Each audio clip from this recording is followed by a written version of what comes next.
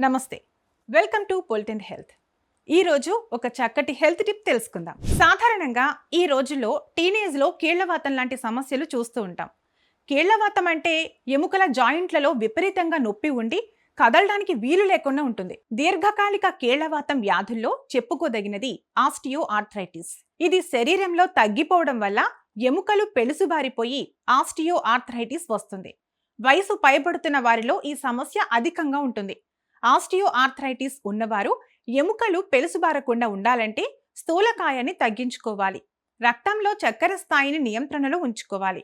ఈ సమస్య రాకుండా ఉండాలంటే ప్రతిరోజు తేలికపాటి వ్యాయామాలు చేయడం, చురుగ్గా పనులు చేసుకోవడం వల్ల నివారించుకోవచ్చు.